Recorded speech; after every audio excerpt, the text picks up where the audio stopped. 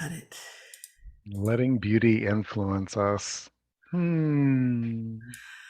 I looking at the face of my co-creator, Kathy Vartuli, and so many hours that we've spent together and exploring and things that are really difficult, like beauty. And Yeah. what makes beauty such a difficult subject for so many people? I'm actually really excited about this topic. When you first proposed it, I was like, okay, I don't know. It doesn't sound very exciting to me. But the more we talked about it and started diving in, Rick and I often invite the universe to send us what we should share. And I happened to watch this amazing video about how our survival brain works differently when it's reactive and how we actually sense things differently. So I was like, oh my goodness, we can actually influence how we feel and how we experience the world by noticing things. So I was just, I want to share, I can't wait to share that. But I think that we can, by noticing beauty, we have the chance to influence our viewpoint, our perspective in the world, and give ourselves more choice and freedom. And I think that's like, wow. I always thought it was self indulgent. I was kind of brought up that, oh, it's kind of indulgent to have beauty and pleasure in your life. You should just tough it out and go through it. And maybe you'll get a little bit at the end. And that's not really how I want to live my life. So I'm really glad that you brought this topic up, Rick. Mm. Yeah, like you said, sometimes the universe gives us lessons as we're preparing for this kind of student teacher experience. And the chat is open. And also, if you're looking at the replay, we invite you to reply below with ideas and questions and your own experiences too.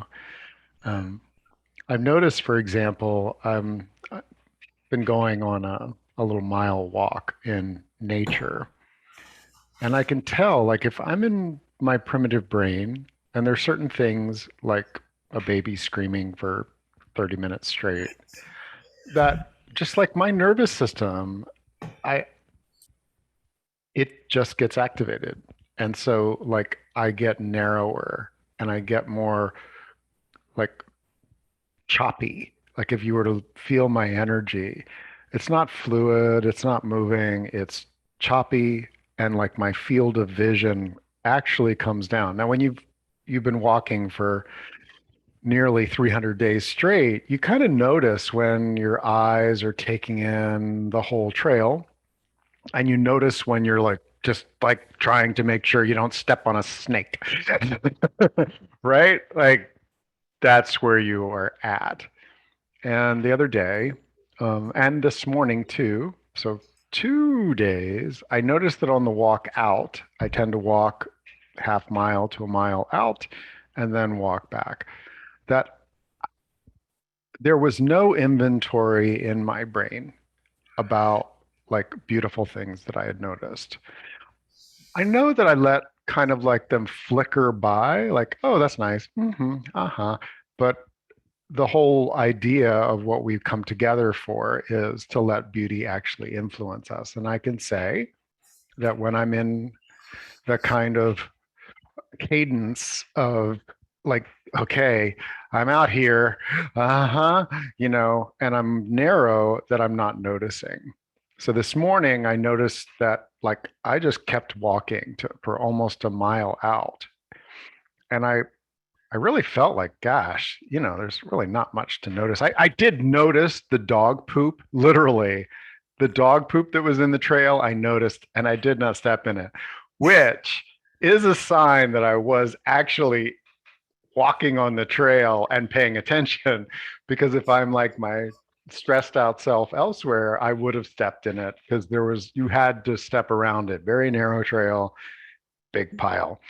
But when I turned and headed back, I started noticing there was something that shifted when I paused. I took a powerful pause and just like, okay, I'm not noticing anything beautiful, and I have a call today on this subject.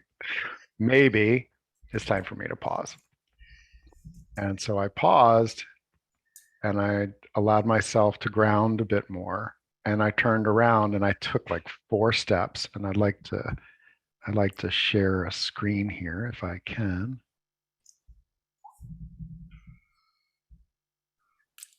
Now this is really tiny, a little tiny mushroom. Now I could never have designed something quite so beautiful. There's a little tiny thing growing behind it. It had just pushed up through some leaves. There are these sticks and moss and a blade of grass and a little rock. Um, and again, if I had stayed in my mode that I was in, I wouldn't have noticed that. And so by switching gears from a place where I wasn't noticing to a place of noticing. And that wasn't the only thing. On the way back, I can feel kind of in my energy field about 8 different things, including like this mountain laurel that just had this really, like it had been through a lot. Like this mountain laurel had been through a lot, but it was vibrant still. And I kind of, it was strong and I could stretch my shoulders holding on to it, feel the bark, feel its aliveness. And so that's why I feel like this is a nutrient. Beauty is a nutrient. And it's just like I've got vitamin C in my cabinet. If I don't actually take it in, it's not going to influence me. Can we do some tapping on the resistance? Because I can feel some, and I just want to Yeah. normalize it. I think that a lot of us in normal times let beauty in a lot better when we're under a lot of stress. COVID times have been incredibly stressful. Every place we look, news, talking to a friend, Facebook, whatever, danger, danger, there's threats. We don't know what's going on. We don't know who to trust. There's not going to be enough. Like there's a lot coming at us. And our brain, we only have so many resources to evaluate the universe, to look. We only have so much attention. And so our brain is going to always, our survival brain is always going to gear towards looking for danger. It's always going to want to filter there. Beauty and pleasure are not in the danger zone. We can only go there when we're more calm. So if you feel some resistance to allowing beauty, realize your survival brain is probably really scared right now. So karate chop.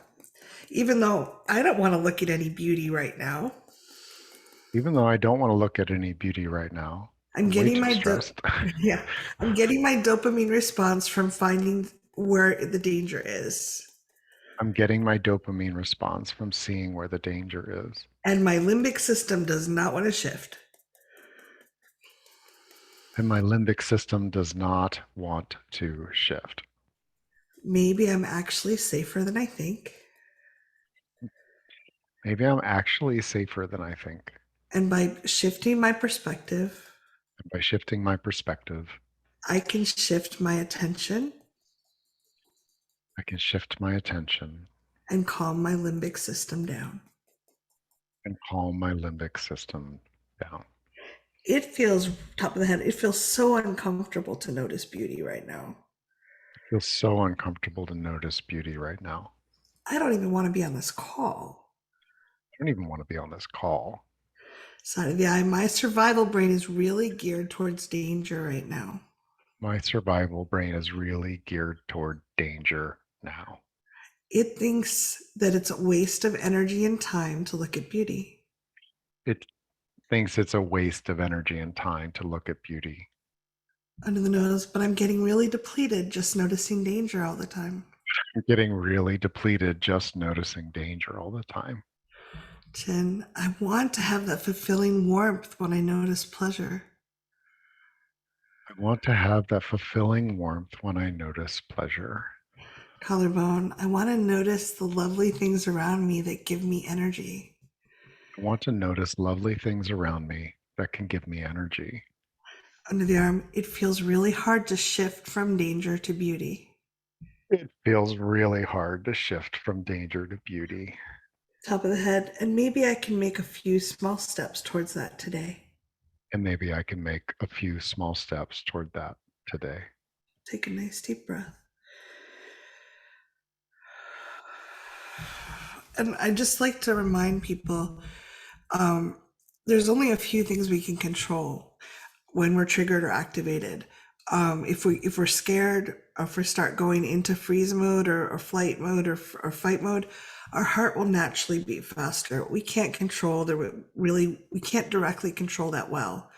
If it goes down or not, our hands will often sweat. Our stomach will get upset.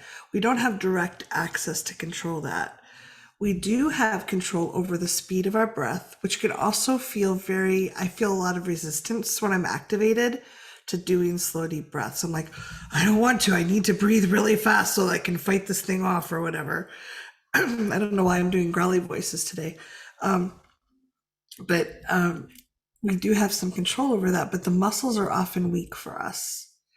Our muscles for like, I'm going to take nice slow breaths. I'm going to help my system calm down. In terms of what we notice, we do actually have control over where we draw our attention. So we are going to be geared towards seeing danger around us, but if we can let ourselves notice a few beautiful things, we're helping our system shift from that danger focus to a safe and relaxing, something we would notice more. And there really is a shift when our survival brain or primitive brain is in reactive mode.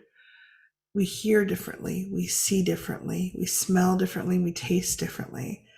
I remember the first time I tapped ever, I had one of those 1 minute miracles. I'd been really stressed. I'd been suicidal, just struggling so badly for years. And I did about 10 minutes of tapping, and it was like, oh, that was never my fault. It just peeled it away. And literally, the lights and the colors came on in the room. All of a sudden, it was like from this dark, kind of heavy feeling everywhere. I was like, there's beautiful colors in here, there's lights. We actually see differently. And we can invite ourselves to step into that by the slow breaths and by noticing beauty. We can influence our survival brain very, very directly, even if it feels uncomfortable when we're learning how to do that, when we don't necessarily have our muscles in shape for that. Does that make sense? It does, but this isn't knowledge that's widely understood. Um, you reinforce that for me, like, oh, we actually see differently. We actually hear. You had mentioned to me the other day that the mid-range frequencies, Mhm. um, we start losing those. We start to pick up the growl kind of energy, as well as the shrieky warning kind of siren-y kind of energy. When I'm listening to someone singing that's pleasing to me, it's the mid-range that's actually like, oh, that feels so good. And it's interesting that for I'm assuming they've really tested this, that that mid-range, our sense of smell and our sense of taste. Well, guess what? So if you're about to eat something that's really beautifully delicious, I'm not even talking about something that's like, it's okay, it's calories. I'm talking about something that you find beautifully delicious, but you're stressed. It is going to taste different to you than if you calm yourself down a little bit and confidence yourself up, be, by that being more present.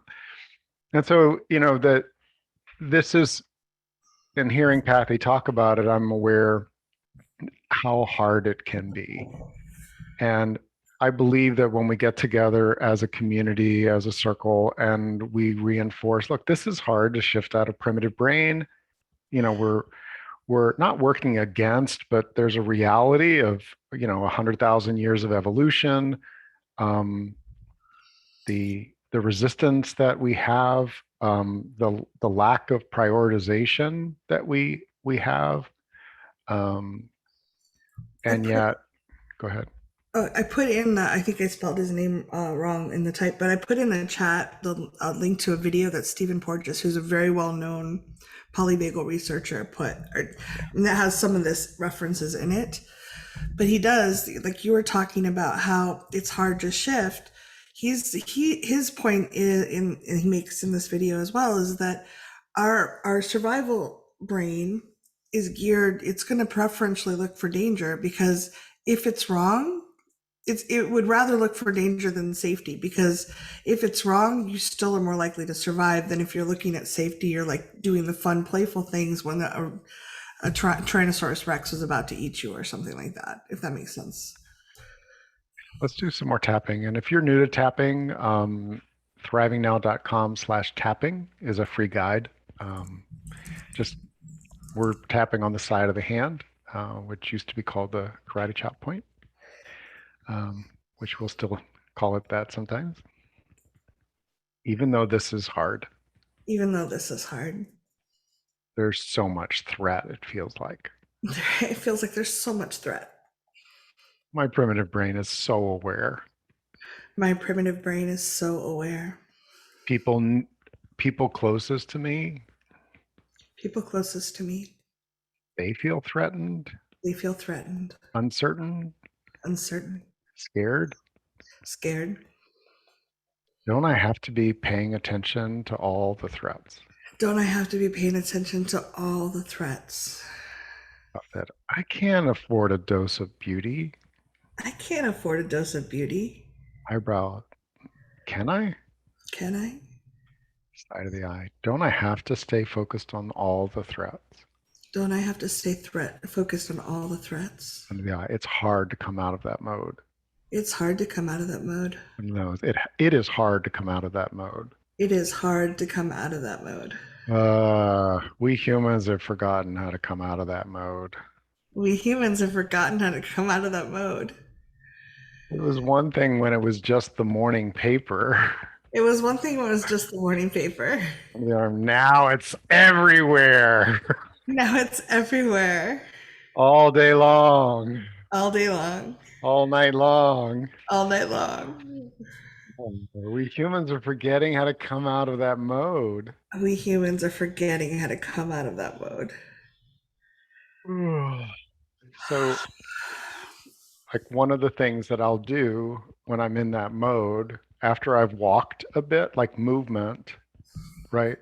Even if it's got a sense of cadence of some like, if you look at a deer that's just been chased by a tiger and gotten away, you'll notice that they start this progression and then they'll kind of like shake it off. Like it doesn't look, it looks very kind of spastic because they're really unwinding a life or death kind of chase. And so I will do, shake my body off, stomp my feet a little bit. Why? Because I'm a mammal. And, if I want to remember how to shift out of this, we can go back to, now if that's not good for your body, you can do something that feels like, oh God, something that lets your body, like one of the reasons we tap and use our body is that it's sending a signal into that limbic system that even if we're stressed, even if we're alert, activated, it's actually okay for us to not be running for our life, that we're actually able to be sending a signal. Hey, it's okay. It's okay. Well, this is not actually a tiger. This is not actually a tiger. This is not actually a tiger. This is not actually a tiger. And there are safe moments. And there are safe moments. Even 17 seconds. Even 17 seconds. Where it's okay to downregulate. It's okay to downregulate. It's okay to downregulate. It's okay to downregulate. And then notice something. And then notice something. Hmm. Oh, Just notice something. just notice something. Doesn't have to be orgasmic. It doesn't have to be orgasmic. Uh, just something. That, ah, I'd love for you to notice as Rick is inviting you to downregulate and notice the beauty. What do you notice in your body? What sensations do you have in your body? I noticed a kind of heaviness in my chest and my muscles were a little tight. There's nothing wrong with that. Just if you can notice and be with that for a moment, it might help you shift through it. yeah. Um, and I've really drawn. I've been working with my mother is moving, and she's very very stressed right now because she's trying to move a very large house to a smaller place. Rick's laughing because he's heard me. He's supported me through many after many. Imagine what you think is very stressed, and then multiply it by 1 billion, and and have it contained in one human being. Is that close to how stressed your mom is? Yeah, it is. And I have a lot of compassion. She doesn't have these skills. She doesn't understand how important they are. But I was, when you were tapping on just the noticing, I realized that growing up, she's always been this stressed. And her survival brain, her judgment of where we should focus our attention is very much on being careful, avoiding difficulty, struggling. It the stress, the very stressed focus. And anytime I remember playing, and occasionally she'd be fine with it, but often there was like a watch out, be careful, what are other people thinking? So there was social pressure. And I would imagine many of us were brought up in families where there was a lot of trauma, unresolved trauma, and toxicity. So for a lot of us, our natural child playful self is like, oh, look at that pretty thing. Let me play with this thing that feels good. And there was probably, I'd love to do a little tapping on that if it's okay with you, Rick. Um, we weren't encouraged to. So Yeah. karate chop, even though I probably have a natural desire to notice beauty, Even though I'm almost certain I have a natural desire to notice beauty. and my little self was trying really hard. My little self was trying really hard. She or he didn't have a good chance against some of the forces around them. They did not have a good chance around some of those forces. There was a lot of pressure to be on time and be organized and be safe. All that pressure to be on time, to be organized, be safe. Notice the danger. Notice the danger, Ranger Rick. And my parents were sometimes really annoyed when I just wanted to be blissed out. Sometimes my parents were really annoyed if I just wanted to be blissed out. Teachers for me. Top of the head. I didn't have a lot of permission to notice beauty. I didn't have a lot of permission to notice beauty or invitation. Yeah. Eyebrow. It seemed very indulgent to them.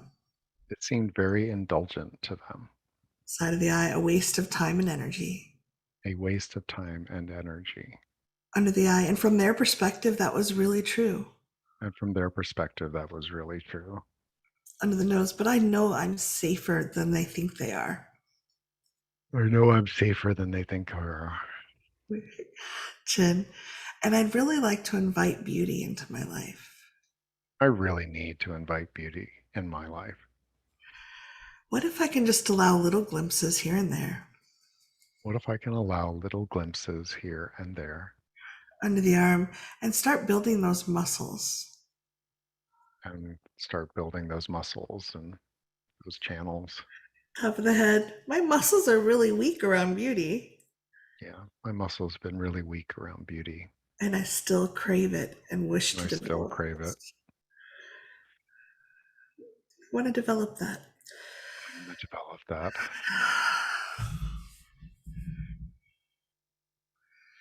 Just notice how you feel when you think about that. You're welcome to share in I the feel chat. really sad. Like, I just want to sob. Oh, I, I have a 7.5-year-old here, and when we point out beautiful things and he points out beautiful things, there's just such enthusiasm. Like, Delight. wow, wow. Just like, now he's an enthusiastic being, and we continue to notice and share things that are beautiful. Um, and I'm going to tap. My mother used to take us out in the woods My mother used to take us out in the woods uh, to, to harvest for terrariums. for to harvest for terrariums. So we would find all these things So we would find all these things and pick them, and take them, bag them, tag them, or bag them. bag them. There wasn't an appreciation. It was an appreciation. It was just hunting and gathering. It was just hunting and gathering. And I'm struck right now, like the indigenous people that I know, the ones that are more connected to the land, when they harvest or they gather, there is a sense of abundance and appreciation. If the closer they are to like their actual connection to the earth and the bounty and the appreciation, like, oh, we have found these berries. We have found this mushroom that we can put in our meal tonight. There's a there's a different sense, and it changes things. It really does. I believe that beauty is part of a thriving life, and it's it's weird for me to feel the really strong desire and need to do this workshop at a time when um, just to be frank, like less than a third of the people that normally sign up for a workshop about something like boundaries and have responded to something that I feel is really essential for thriving, is to allow at least some doses of beauty to come into your being and let them influence you. And I'd like to talk about what it means to influence. Yeah, Does that can I sound just good? add something? When you were talking about the acquiring the objects, I think that's a survival brain thing. And I noticed that with my mom too. If she sees something pretty, there's not a momentary appreciation like, oh my God, look how beautiful this is. Let me let that soak into my cells. I will get this and take it and put it in a dark closet somewhere so it somehow belongs to me, but no one can ever find it again because it's in this closet that's packed full of stuff. So I think that there's a difference in how we experience beauty when we're in survival brain. Like, let me grab all of it and put it in a bag and put it somewhere versus let me experience that. And I may bring some to enjoy in the moment, but I'm not hoarding it. I'm not taking it, if that makes sense. That makes so much sense. Um, like I've um, I used to have like a really impulsive Amazon thing. Like if I saw it and it would be useful to me, I bought it. And it was during a period of time when, you know, I I wasn't being hurt or thrown off balance financially by doing that, but I would have boxes of stuff arrive and I wasn't really into it. And one of the things I've noticed is that by saying, "Oh, isn't that cool that that exists?" which is a way of letting the beauty of existence kind of influence us. Like, "Oh, isn't that cool?"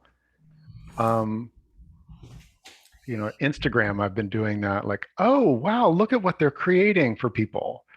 Um, And if I let it in that way, it's interesting to notice that I actually don't have a desire to buy it unless it's like really right for me.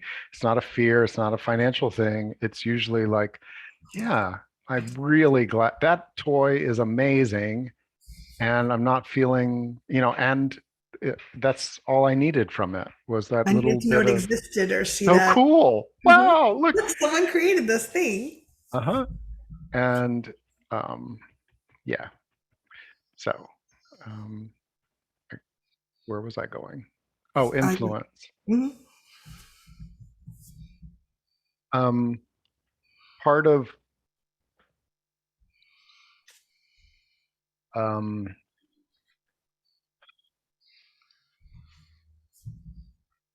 so I would say that influence, if you're up on a mountain and there's a gorgeous sunset and you're paying attention to the sunset, that the magnitude of like the beauty of it and the like is going to influence your body. A lot of people have that experience. Sunrises, sunsets, a shooting star. These are things that I used to let influence me. Um, the smaller things, what I'm calling these little doses of simple uplifts, seem, at least for my physiology, myself, to require a pause. And the pause is not yet happening on its own. And so that's why this is a real skills workshop. It means that, oh, there's a skill to letting beauty influence us. And part of that is the pause. So let's pause for a moment and see if there's something in your sphere of awareness. Maybe you can put your hands on it, maybe you can't. Um, that you just notice, and then sort of that has some beauty to it. It's appealing to you, but then just let it go and notice like what your body does with that. Yeah, I like how someone was saying about how they cut it off. Can I try to share my hummingbirds for the people Sure. to just notice that? There, let's see if I can do this right. Are you seeing this? I am seeing it. I'm sorry about the background noise. Those That's my backyard, and I just love how delicate and pretty they are. And see if you can just let in the fact that there's roses and there's a breeze, and they're just really enjoying that nectar. Like I can feel how much they're enjoying that. So Mm. if you can, like, did you feel like you had to resist it? Did you have to like did you put a wall between you or pull yourself back or distract yourself? Or could you let yourself just notice that there's something pretty in front of you? Um, I was in my head, and that I don't feel like it really reached mhm. as deeply.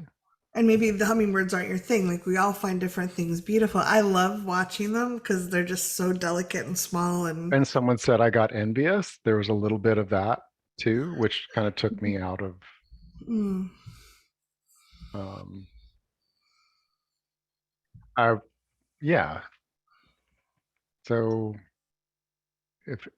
if you're wanting to, just notice for yourself how that impacted you, influenced you, or not. Um, can we just do a guided tapping on like cutting ourselves off or pulling back from beauty? yeah. So take a gentle, slow breath. And I'd invite you, we're talking a lot about the survival brain and wanting to focus on the things that are dangerous and that being a distraction. But I'd also like to say, to invite you to try on the concept that if you find something beautiful and you value it, you're vulnerable in a certain way. There's a certain, people can take it away or they can hurt you in some way. So if you don't value anything, if you're always in survival mode and you're not saying, oh, that's beautiful and lovely, there's a certain protection we have up sometimes. And I had some brothers that would come if I valued something, they would often destroy it. They would, just showing their power off. So if just trying on, and I don't know that this applies to everyone, but for me, there's a certain like, if I don't notice it, I won't be in danger, vulnerable wise, or it won't be in danger. So we're going to weave a little bit of both in. Karate chop. Even though I kind of pull myself away from beauty, Even though I kind of pull myself away from beauty, I feel like I cut myself off from it. I feel like I cut myself off from it. And I think some part of me is protecting me, And I think some part of me is protecting me. and that's okay. And that is okay. Part of me really wants to pull away from beauty. Part of me really wants to pull away from beauty. What if I send thanks to that part of me for protecting me? What if I send thanks to that part of me for protecting me? And I let it know that I don't need to be protected from this so much anymore. And let it know I don't need to be protected from beauty quite so much anymore. Top of the head. There's a lot of things stopping me from enjoying beauty. There's so many things stopping me from enjoying beauty. Eyebrow, my survival brain is saying, no, no, no. My survival brain is saying, no, no, no. Side of the eye, my parents and teachers are saying, focus on the danger. Focus on the danger, focus on the test. Under the eye, and it feels vulnerable to see beauty. And it feels vulnerable to see beauty. Under the nose, it's like the core me is exposed to the world. Like the core of me is exposed to the world. Chin, it's really nourishing to see beauty. It's really nourishing to see beauty. Collarbone, and part of me feels really afraid of that. Part of me feels really afraid of that. Under the arm, and maybe I can let a little bit in. Maybe I can let a little bit in, a little Top of more the in, head, and notice that I'm safer than I thought.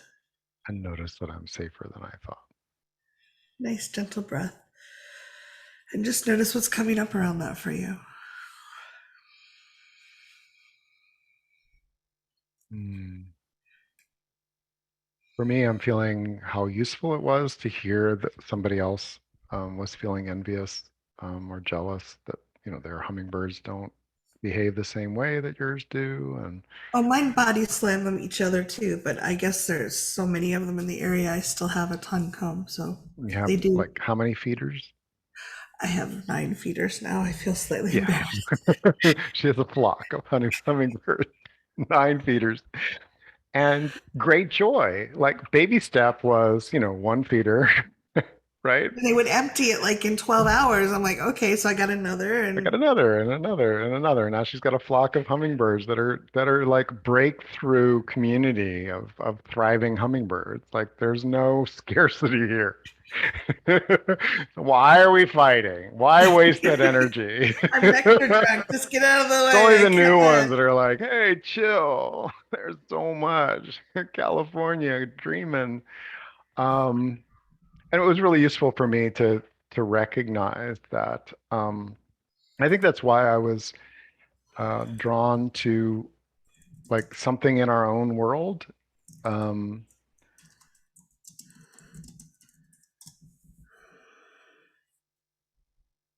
I I like I don't. My boy found this lying on the ground, and he was like, "Oh, why don't I bring it inside and see if it blossoms?" And that's, you know, it, I don't know if it will or not, but it's alive. And as I just let myself feel and notice, I'm noticing more detail now already just by dropping in. There are these little tiny things below the probably what held the bud in place firmly. Now it's allowing it to open more. Um, and that wasn't very many seconds. Um, and that's I I don't think there's necessarily something magic about 17 seconds. Um, I heard that number from Abraham Hicks and I liked it because it's not 10 seconds and it's not 30 seconds. It sort of falls into this um, weird zone of consciousness, like, oh, 17 seconds. And it's more than a breath, it's Mhm. more than a couple. It's dropping in and allowing it.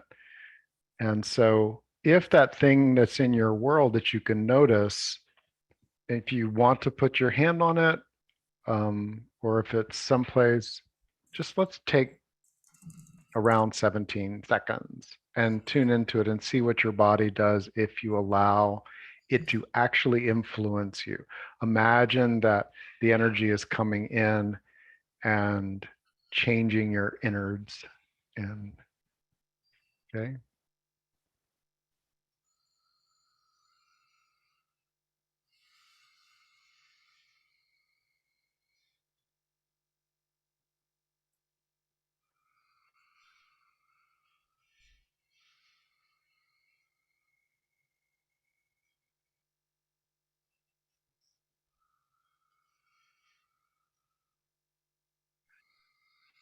Ah, And if you notice some discomfort, I invite you to recognize the difference. A lot of times, when our brain feels discomfort, we decide it's bad for us or we should run. It's too hard. It's too hard or it's bad for us and we run away. Versus, I'm getting used to this new thing and it's a little uncomfortable. So, and we have discernment. We have to discern when we're pushing ourselves too hard or something is like today is not the day to do it. And I invite everyone to take care of themselves around that. But if you felt some discomfort around just being quiet or with something for that, and I noticed I did halfway through, I was like, it's gotta have been 17 seconds already.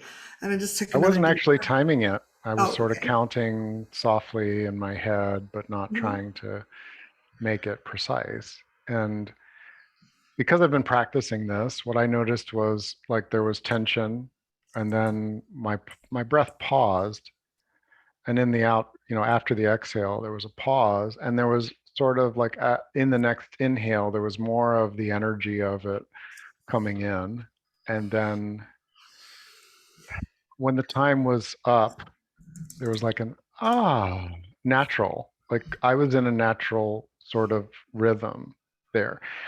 And yeah, if honestly, if if that felt long to you to let something beautiful influence your body, then your stress level inside is, I'm guessing, an 8, 9, 10. Just guessing that it's somewhere up there because that wasn't 20 minutes. That was like, this was not a seated meditation where we all stare at the lotus flower and don't do anything else for 20 minutes. That was you picking something, and we were there for a little while. And I'll tell you, it's a good measure for me if I'm out on my walk and I notice something and I get that little inkling, oh, that would be good to let that influence us. And I bounce off of it. It's a signal to me, oh, I'm really undernourished. I can't even be present with something beautiful for 17 seconds. I am really undernourished about letting in something that refreshes us. I believe that a lot of our stresses we're undernourished around energy. We're undernourished around connection and beauty, and um, there's that sense of like being at ease and flow. We're really undernourished. Beauty is one of those that I believe that, like our breath, some people never consciously breathe. Okay. And some people never consciously let beauty in. Okay. Both categories tend to strike my energy as being super stress driven. Like they're running on stress chemicals. It's a bit like the difference between, a drag racer revving their engine even when they're not actually driving. Um, One and of the I've things been that there. when you're talking about that, I'm noticing that when I'm really undernourished or I've been stressed and not noticing for a while, sometimes noticing something that's less perfect, not something that's really beautiful, it's hard to let in. It's like, oh, the contrast is too much. Versus Rick sent me a picture of a leaf. It was all scarred up, but it had fallen in water, I think.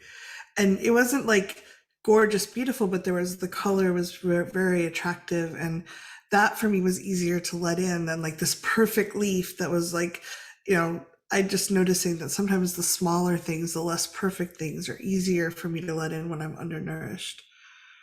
So with that in mind, let's see if we can, Can you where to show it? go. This is a different one. Mhm. Um, totally not perfect. I, But there's a it's beauty into that to me too. me as well. To me, when I saw that, it was again like on my return trip, the sun hit it. I'd actually caught my attention from way farther away than I could tell what it was, but there was an energy coming from it that said, "Notice me," to me. Like that's how it. And as I got closer, I could feel like, oh, fall. Mm. This is my season. This is my birthday month. Yeah. And I didn't notice it first until I got really down to it. The speckles, it's not a perfectly colored leaf, you know, but it is. Like I find it intriguing. See if you And can, if you're watching this and you can see it, just see if you can let in the beauty of that into yourself. And then one of the things I think we'll talk more about this, but letting it kind of soak into your cells, letting the beauty not just visually hit your head, but like also nourish your cells. we're sitting in front of computing devices. If it's helpful to you, imagine that you're on the trail and this is a leaf that has really stood out, like there for you to give you some nourishment. Ah.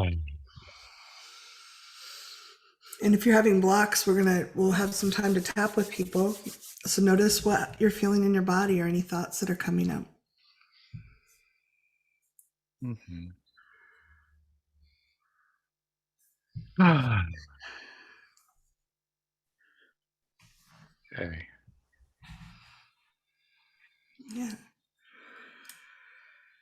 So I think that one of the things that um, just to get to go a little bit deeper in allowing it into ourselves, I often a way to distance myself from beauty is to keep it very shallow. I'll notice a beauty with like the front of my eyes, but I'm not letting that kind of fill my heart and notice like, hey, the universe provided this for me.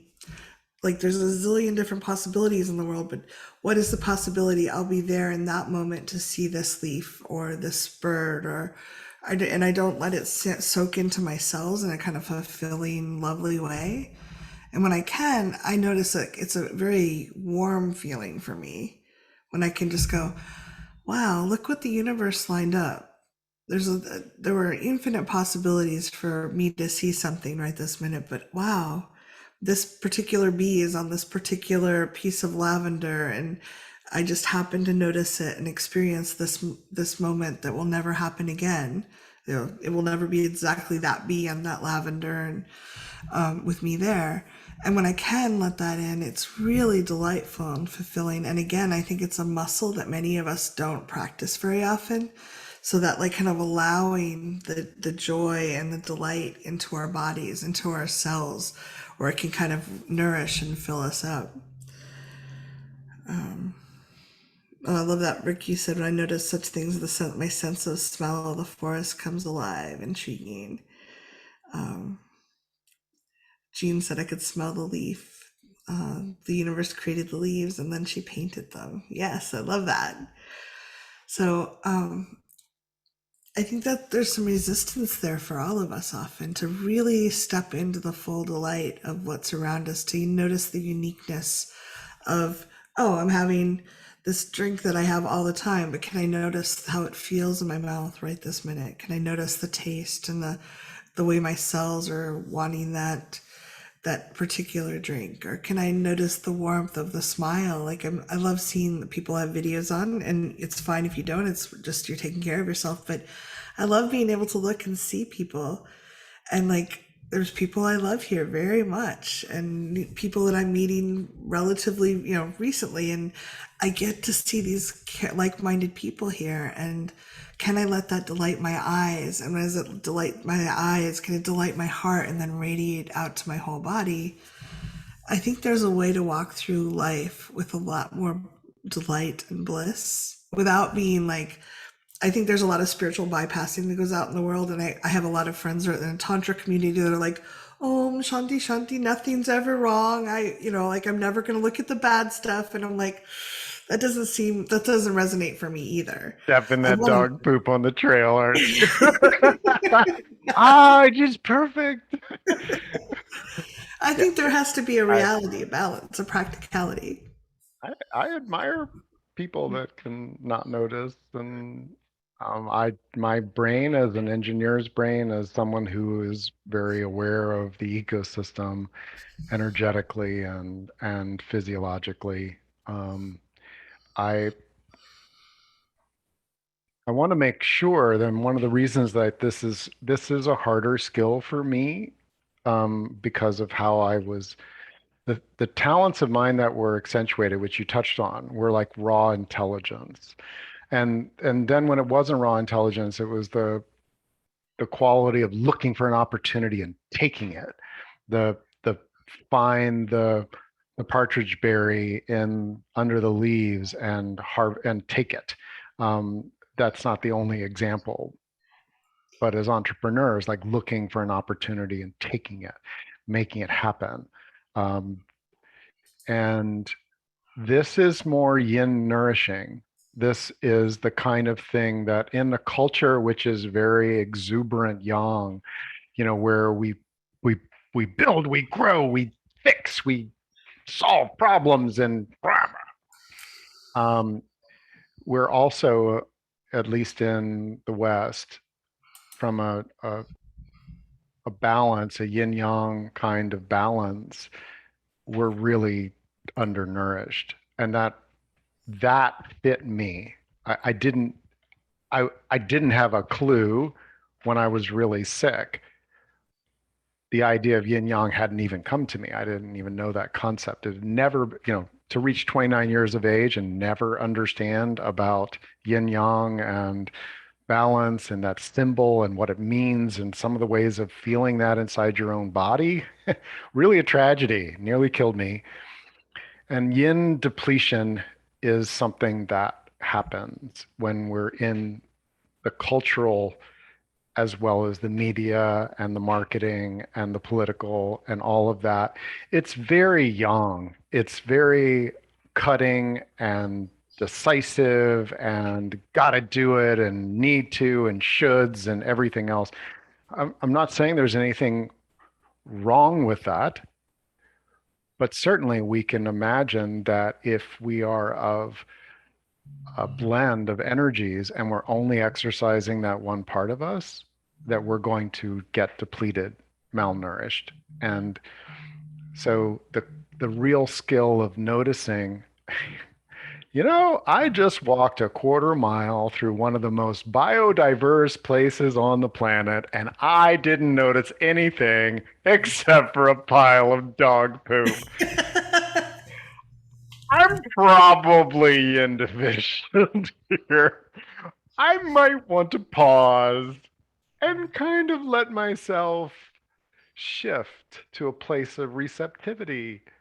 And this is part of it touching our cells. It's part of saying, I am not just a giver, an exhaler, a decisive cutter. I am someone who can allow not just the toxic byproducts of that young culture, which is there too, to impact me as an empath, as someone who's sensitive. But I can consciously turn to something, like this. It's weighty. It was given to me by Kathy. It sits on my desk. It normally faces away because that's pretty cool, isn't it? It's like, ooh, wonder what that's hiding. And so there are times when, like, just holding it, I'm now, my jaw starts relaxing.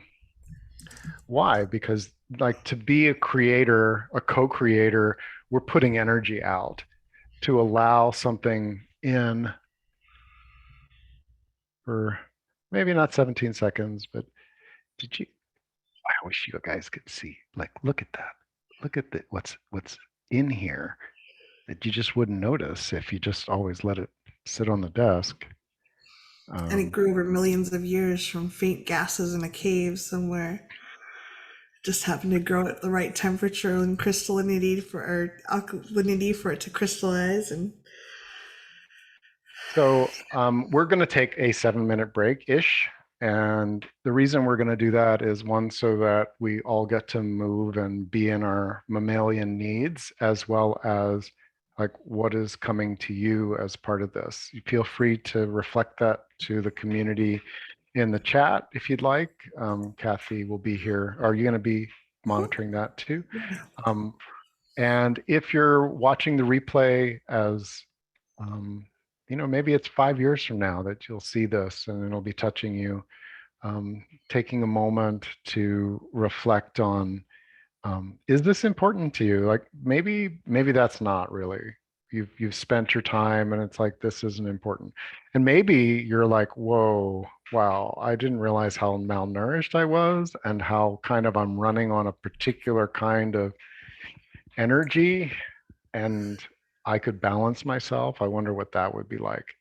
yeah. Um, And I think that the 7 minutes is body, take care of your body to restroom, drink, whatever, but you're still in the container of the class, but we're not talking and we're not actively tapping. So it gives you a chance to explore you in a different way. So some journaling, some chatting, whatever. It's a really beautiful time to capture what's going on for you from your unique perspective. So yeah. okay, we'll see you in a little bit. Are you going to go first or am I? Why don't you? We'll tell people what we're doing. Yeah, so if you're having things coming up, and we already have one volunteer, but we probably have time for a little bit more, another one at least. Um, if you have things coming up, resistances, feelings, thoughts, yeah buts. I love the yeah buts because if we can clear them, it just makes it a lot easier. Feel free if you're wanting to tap with us, you can change your name to a nickname if you want. You do not have to have your video on unless that feels good to you. We're glad to work with you and help you try to clear this out. Um, Doris, yeah, but I don't have time. That's great in the chat. So I'm going to go ahead and Wendy, I'm going to ask you to unmute.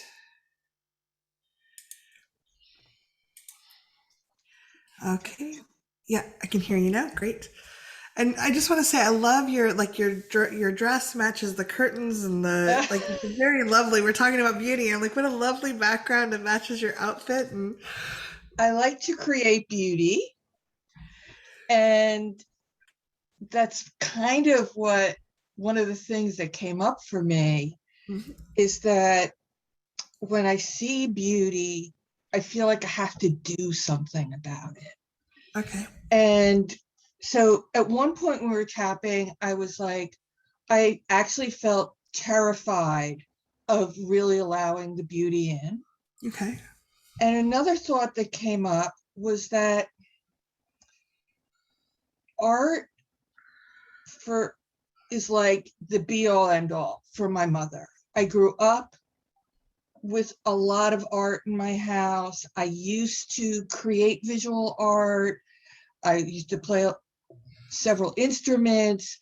I got perfectionism just like, ruined everything for me for most of my life. Mm-hmm. And so it's like, I have this beautiful rose out front of my house, but it's like when I go to really enjoy my garden, I feel like, oh, I gotta do, I gotta mulch it, I gotta prune it, I have all this work and I just don't want to do it. And like, I can't overcome that feeling of like, if I'm appreciating art, I should also be creating it. Okay. Can you just take a nice deep breath? I'm really delighted that you brought this forward because I think this is something a lot of people struggle with this. So just take a nice deep breath if you can. And what's an early memory you have of you wanting just to appreciate something or enjoy it? And was it your mother or somebody else telling you that you just had to get? This is actually kind of funny one that wasn't really about art, but I was probably like 5 years old and I was dancing to the music on, the radio. And then my mother wanted me to dance for her friends who were over for drinks or something. So Mhm. I was like, and that made me shut down, like that my enjoyment became a performance. Yeah. Can we just tap? Can you imagine you're going to tap on yourself, but imagine you're also tapping on that little 5-year-old, if that feels okay. Karate chop. Hey, sweetheart. Hey, sweetheart, You knew how to find delight in things, you knew how to find delight in things, and it became a performance instead. and it became a performance instead. I am so sorry. I'm so sorry. I'm sorry that mom couldn't see the delight we were having. I'm sorry, Mom, we couldn't see the delight we were having. And just let it be that. And just let it be that.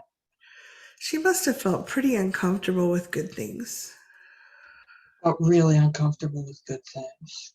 And she used the argument that it wasn't perfect, so we can't enjoy it. She used the argument that it wasn't perfect, so you can't enjoy it. It's okay, sweetheart.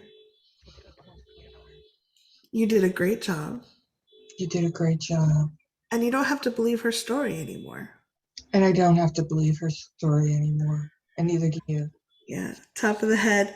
It was really important back then to believe that story. It's really important to believe that story back then. Eyebrow, we had to bond with mom. Mom. Side of the eye, so anytime something was nice, So anytime something was nice, under the eye, we'd focus on how it could be better. we focus on how it could be better. Under the nose, and then we could really not notice how good things were. And then I could really notice how Not good things were. not good things were. Chin, I better mulch that. Better mulch that. Collarbone, I better practice that. Better practice that. Under the arm, I better perform there. Better perform there. Top of the head, that's not quite good enough. Not quite good enough. Eyebrow, and I internalize those messages. I internalize those messages. Side of the eye, and it leaves me feeling really sad and a little bit angry. And it leaves me feeling really sad and a little bit angry, maybe more than a little bit. Yeah. Under the eye, I want to reclaim my joy. I want to reclaim my joy. Under the nose, I want to reclaim my delight in those roses that are not mulched or pruned. I want to reclaim my delight in those roses that are not mulched or pruned. Chin, they're gorgeous right now. They're gorgeous right now. Collarbone, what if things can be beautiful right in the moment? What if things can be beautiful right in the moment? Under the arm, there are times I want to tune things in. There are times I want to tune things in. Top of the head, I'm not sorry that I learned that. I'm not sorry that I learned that. Eyebrow, but I don't want that to be all I notice. I want that to be all I notice. Side of the eye, maybe I can turn that down to 10%. Maybe I can turn that down to 10%. Under the eye, and notice beautiful things 90% of the time. And notice beautiful things 90% of the time. Under the nose, that would add a lot more delight in my life. Would add a lot more delight in my life. Chin, I'm good at creating beauty. I'm good at creating beauty. Collarbone, I'm good at noticing beauty. I'm good at noticing beauty. Under the arm, and now I just like to tune in and enjoy the beauty all around me. Now I'd like to just tune in and enjoy the beauty. Top of the head, I think it's safer to do that than I thought. I think it might be safer to do that than I thought. Take a nice deep breath. What are you noticing? I'm going to go, no, it's not safe. No. Okay, really great. not. You're noticing. Okay, and where do you feel that not safety in your body?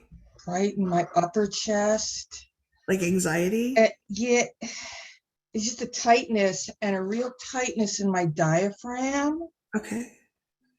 And also, like a wanting to cry. Okay. And the word wonder just keeps coming up. Like how come I can't have a sense of wonder anymore? Karate chop, even though this doesn't feel safe. Even though this really doesn't feel safe. I have all this tension in my body, I have all this tension in my body. and I'm a little bit afraid of this feeling. Of this feeling. I'm not used to noticing wonder all around me, To noticing wonder all around me. and I miss it so much. It's so much. What if I can just take it in little doses? Just take it in little doses. Top of the head, would it be safe to have a small cup of wonder? Would it be safe to have a small cup of wonder? I don't need to bathe in it yet. Don't need to bathe in it yet. Side of the eye, it's been a long time since I had any of this nutrient. It's been a long time since I've had any of this nutrient. Under the eye, I learned to shut down my longing for wonder. I learned to shut down my longing for wonder. Under the nose, no wonder I'm so very sad. No wonder I'm so very sad. Chin, I may have to grieve as I enjoy this wonder. I may have to grieve as I enjoy this wonder. Collarbone, but that will leave lots more space for the wonder. But that'll leave lots more space for the wonder. Under the arm, this grief is genuine. This grief is genuine. Top of the head, I was deprived of my wonder. I was deprived of my wonder. And now I'm allowing it back a little at a time. And now I'm allowing it back a little bit at a time. Take a nice deep breath.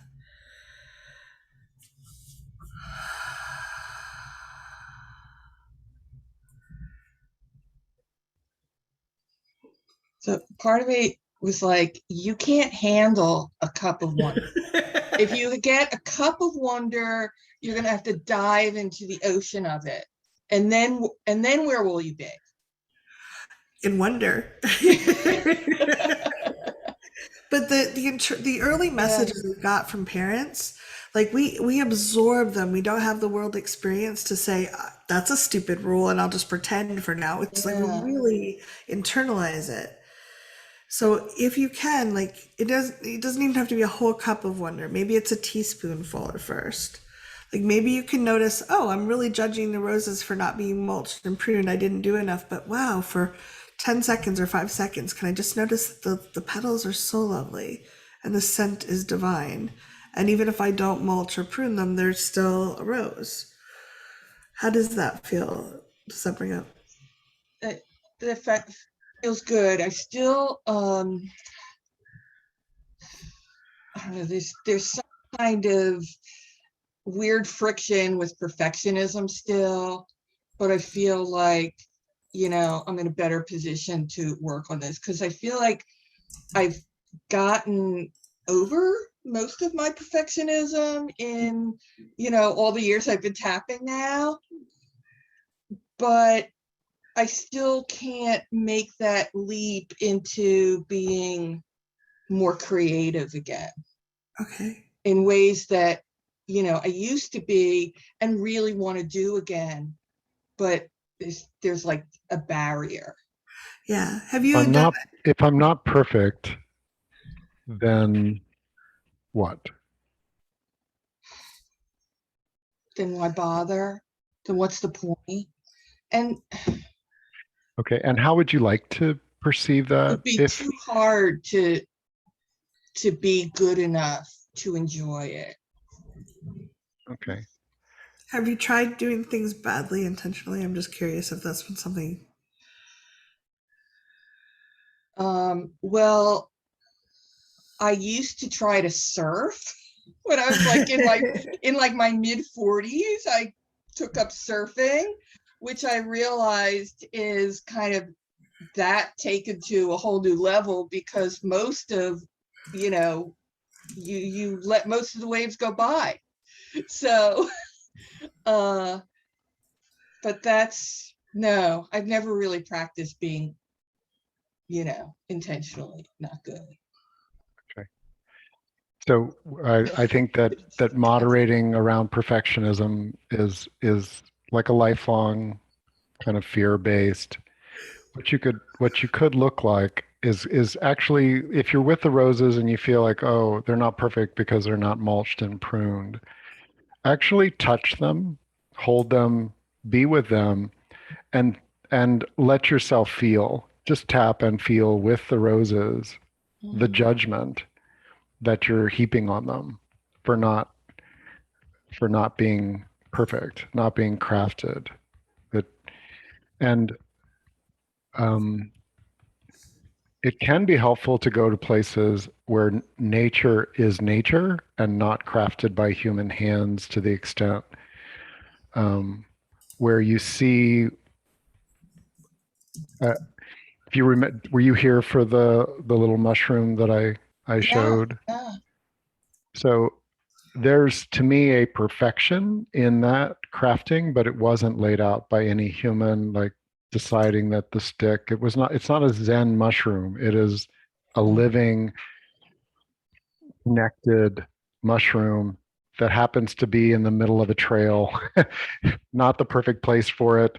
Um, and it's beautiful. And I think that that's where, for me, for example, getting away from the big, beautiful crafted and focusing in on the things that are a little more wild and free, including, kids that are being more wild and free, um, myself when I'm feeling a little more wild and free, um, and Yeah, and getting clear on the fear, the why bother. You could tell, oh, why bother if it's not going to be perfect? Oh, my garden isn't perfect, and I bothered, and I like it. But why? Add some like noise to what your perfectionism is sitting on top of. Usually our perfectionism is sitting on top of some noisy beliefs like why bother, or if I don't try to make it perfect, it won't be good enough. That's compost. At this point in our lives, if it's compost, let it be compost and see what we want to grow from that. I believe. yeah, I even have this vision of you going out and finding a rose where like it didn't open evenly or it has some petals dropping off, and very intentionally cutting that one and bringing it in and leaving it where you could see it rather than getting the most perfect one. Just noticing that even if it's perfect, like it's so delicate and it still smells, even though it's not symmetrical and everything. I think that there's different ways you can attack that perfectionism so that we can just be imperfectly beautiful. I had a similar thought, Kathy, because um, I often like when if I come home and it's right out front of my house, so I'll often like take a photo of when it's perfect, when there's a perfect bloom, and I'll like text it to a friend or something. But I was like, oh, maybe I should start taking pictures of the imperfect ones. Yeah. Yeah, and you can even share that on the center because I think that would not only help you but others, because I think we do. I don't look like Cindy Crawford or some model, therefore I'm not good enough. I'm not as smart as Einstein, so I'm not good enough. I'm not. We compare ourselves always to the perfection in a given area, and then we feel inadequate. Thank you so much. Thank you so much, Thanks for Wendy. stepping forward. It's great. I would like to do a tapping on like what we consider beautiful, and um, perhaps allowing us to expand our awareness. Um, Even though there's so many rules about what's beautiful Even though there are so many rules about what's beautiful and what is not, and what is not, what doesn't make the grade. what doesn't make the grade. Hmm. And my brain has picked up on that. And my brain has picked up on that. I'm filtering out a lot of stuff. I'm filtering out a lot of stuff. What if a lot of that stuff is beautiful in its own way? What if a lot of that stuff is beautiful in its own way? God, I filter out a lot. I filter out a lot. Eyebrow. I filter out a lot I filter out a lot. by the eye. I'm guessing some of it would catch my attention. I'm guessing some of it would catch my attention. The eye. I bet some of it would nourish me. I bet some of it would nourish me, One of those, even in surprising ways. even in just surprising ways. How might something nourish me in a surprising way? How might something nourish me in a surprising way? Oh, that would be beautiful. That would be beautiful. What if something really nourished me in a surprising way? What if something really nourished me in a surprising way? That would be beautiful. That would be beautiful. I was walking along one morning and there was a log and it was long time dead, dead, like hadn't seen life for a while. It was hollowed out, it was crumbling, and there was something about it because there was so much life around it, and even things like turkey tail and mushrooms growing out of it, and moss. And there was something in there that it nourished me. It's like, you know, when I'm dead and gone, moss might grow on some idea. Some fungus might grow. Like there could be a transformation of this workshop might end up being something that moss grows on someday in a way that nourishes an ecosystem. I believe the emotional world is designed to be more natural than artificial. I believe that there's ideas that grow and all of the different ways that we are interconnected is important in and of itself. And so, but there's no part of me that if I looked at it like, well, is that beautiful? I I didn't take a picture of it. But in that moment, it caught the part of me that is looking for nourishment, the same primal part of me that would notice a berry that would give me fuel, that would notice things that I could make use of. My hunter gatherer is also alive, if I let it, at noticing things that can teach me about what it means to be a living creature in this world, can teach me that we can be of value even if our ideas don't spread like with a million likes and 10,000 views, that sharing something, um, the chosen backdrop of your Zoom image that you put on can touch someone, can be just something that they notice, they let it influence them for a moment, and their life is changed, their ecosystem, their emotional world. I I so appreciate those of you that have helped make this possible for us to explore this as a group. I feel enriched by our our time together and our connection in this. ThrivingNow.center, where we have the replay, is a place where you are welcome to also walk and notice and just pick and choose if something catches your eye and feel whether there's something that can nourish you. And that might be beautiful too. I think there's Thank a you. certain irony that we're here because we're not perfect at enjoying beauty, and yet the courage everyone brought and the questions and the curiosity to me is really beautiful.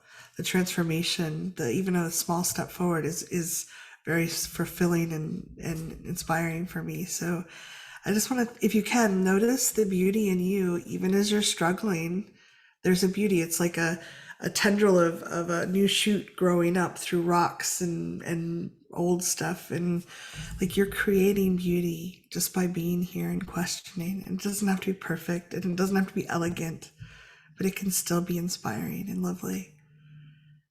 And I just really appreciate this kind of topic where we're getting to the very quiet noticing. It's most people that's hard. We're not putting on superhero capes and flying through the air or like sobbing hysterically as we're breaking things down. But this kind of thing, it is nourishing and it can keep us fulfilled in the quiet moments and even in the depths of the despair. It's like, oh, there's a flower there. There's a beautiful leaf there. And I think this kind of skill is something that makes us incredibly resilient. So I'm really glad you suggested it, Rick. Thank you for bringing this forward. Thank you. Thank you all.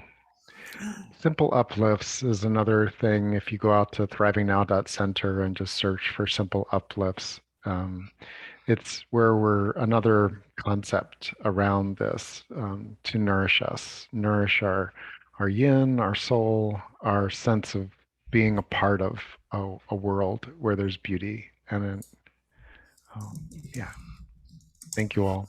Thank you. Bye for now. Bye.